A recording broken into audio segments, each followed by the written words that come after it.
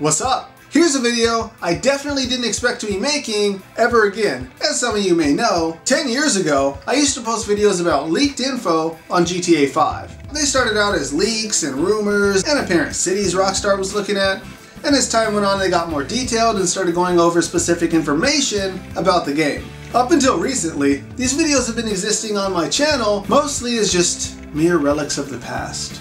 But a few months ago, these videos that I made from 10 years ago about a game that came out 7 years ago are starting to pick up steam again, and a lot of people have been requesting for me to make one on GTA 6. So today, I'm going to talk about a few of the things that are pretty much confirmed, broad details on what type of content to expect in the new game, some of which you may or may not know already, but also Take-Two and what their plans are around the game, because Take-Two is actually one of the companies I invest in, so I'm also going to go over what I know from the investor side of things. Real quick though, before I get into that, this isn't an actual gaming channel, so I'm not going to be posting daily or even weekly updates about the game. However, when I come across more information at a later date, I'll definitely make an update.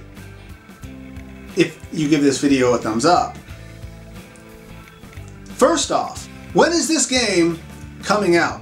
I'll start by telling you when it won't be coming out. The game definitely won't be coming out this year in 2020. Probably won't be coming out in 2021, and looks like we should be expecting a 2022 release. How do I know this? CEO Strauss Zelnick recently said on an investor call they won't be announcing any new games until March of 2021, which will be a light release year for the company, in anticipation for 2022, which will be the biggest year in video game history. They didn't use those words, but they said that they have an array of titles which will begin to launch fiscal 2022, which is expected to drive sequential growth that year. That sounds to me like GTA. A lot of people are expecting the game to drop in 2024 since there's a significant increase in advertisement spend that year. However, apparently the company recently came out and said that this is not a timeline for when to expect the next GTA game, and it has to do with third-party obligations. So, 2022. Now, let's talk about what to expect in the new game. Many of you may already know that we're expecting a return to Vice City. A lot of people are also worried that the game's ditching classic story mode to focus more heavily on GTA Online. Let's talk about each one of those things. There's a lot of talk about the game being in multiple locations, with the main one centered in Vice City, which would actually be a pretty amazing return to Vice City since the original Vice City featured Haitians and Cubans. The new one might feature IET. Where are we? I'm in IET right now. And Cuba, man. Both places I've been, by the way, check out the videos. You could also imagine the type of amazing missions you would experience if the game featured places like Colombia, Mexico. I don't know if the future expansions will just be for GTA Online, or if they'll hit single player story mode as well, but I think it'd be awesome if they're constantly coming out with new territories and expanding on story mode, where instead of the story just ending at the end of the game, the story could theoretically continue a year later, or even offer new side missions you could play with your character in the new territories. Whatever the case is, if you're a fan of GTA Online,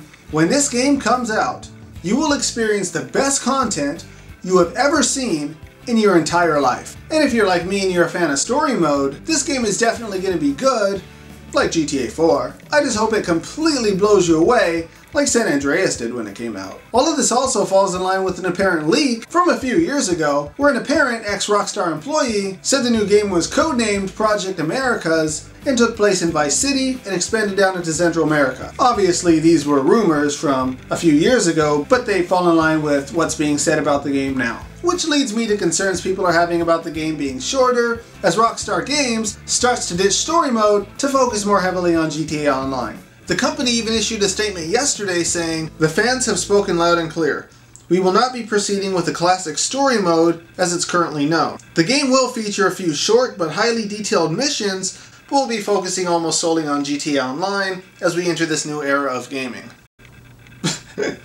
I'm joking, they didn't say that. Even though they're crushing it with online right now, we still expect to generate 2.55 to 2.65 billion in net bookings. But there is a lot of talk about them starting to phase out story mode as they focus more on online. Here's why you don't have to worry about a short to non-existent storyline. Obviously the first reason, this would be alienating a large percentage of the core demographic of this game, and they're obviously not going to risk what got them here in the first place. Also, Rockstar has been working on this game for a very long time. I know some might say they were working on other titles like NBA 2K, Red Dead Redemption, and the other games they make. I just play GTA. I don't know what a Red Dead Redemption means, but I mean, it must be fun.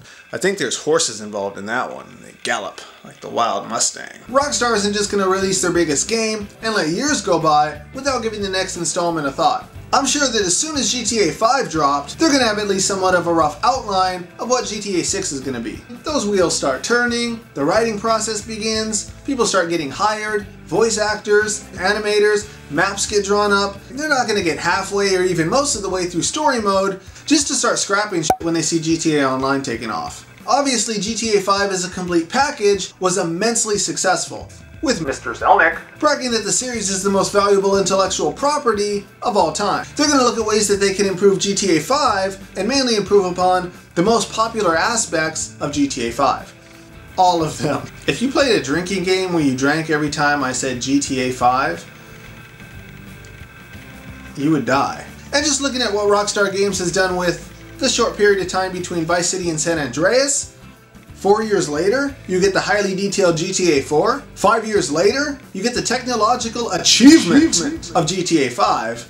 And with 7 years so far, and at least another 1 to 2 years of development left, you can expect something pretty impressive. Which brings me to what's the gameplay going to be like in this new game. According to inside information that only I have, the game will have dramatically better graphics, physics, and realism than the last game.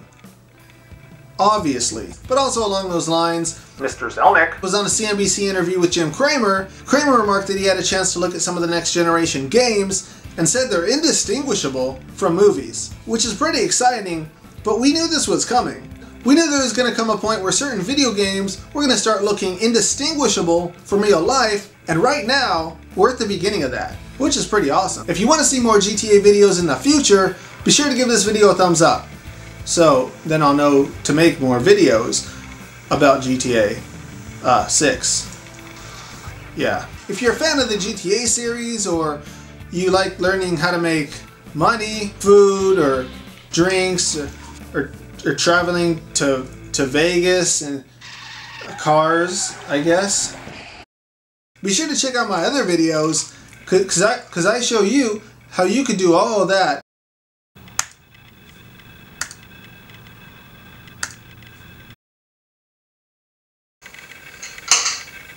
You're the guy who made fake remarks about Grand Theft Auto